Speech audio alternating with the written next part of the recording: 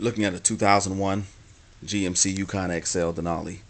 I haven't recently installed a second battery, as you can see right here, because in just about all the GMC and Chevy full-size trucks, you have space. At least the 2000 to 2006 generation, the factory battery is right here in the front on the driver's side, which I've upgraded to a Duralast Gold with a dual terminal. That way it has terminals on the top as well as the side. And the location for the auxiliary battery is in front of the firewall on the passenger side, as you can see. And in order to facilitate this, you need to first remove the fender to cowl brace that goes from here to here. It's easily noticeable. And you remove that. This is what the brace looks like right here. You remove that with a 13mm socket, which takes all of 2 minutes, if that. And to secure the battery, I used a tie-down strap, the smallest one I could find, the ratcheting type, because that keeps the most tension on it. That way the battery is not shaking loose or anything like that. And with this, I used the Install Bay IB200 battery isolator, as you can see, which is 200 amps. And to install that, you see one of the large terminals goes to positive on one battery, on the auxiliary battery. The other one goes to the positive on the main battery. But before that, you should install a fuse block. That way if there's a power surge, it won't fry your electrical system.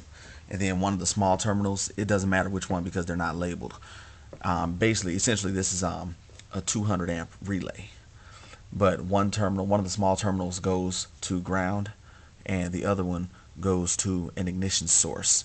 That way it switches the relay on when the key is turned on. That way it'll run just off the auxiliary battery instead of the main battery.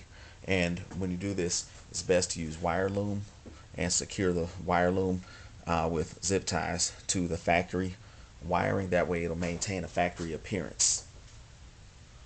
As you can see, it goes all the way around, and then you end up right here at the positive terminal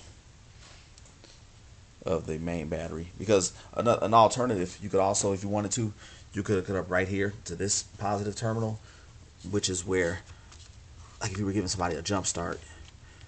So you could do either one. I mean, one's not better than the other, it's just personal preference. And instead of running the ground wire from the auxiliary battery to the negative terminal on the main battery, I just utilized the factory ground point, which is right here on the firewall, as you can see. And basically that's it right there. That's how you you install the second battery on your GMC Yukon or Yukon Denali or Suburban or Sierra or Tahoe or Silverado. They're all pretty much the same.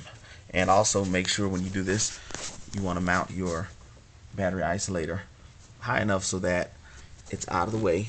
You see, I got plenty of clearance right here for the air conditioning access. And then, but you don't want to have it too high because then you have to be able to tighten these down, and you don't want it to touch anything. Even though this is plastic right here covering the metal, still don't want it to touch that. You don't want any friction on that. So that's everything for today.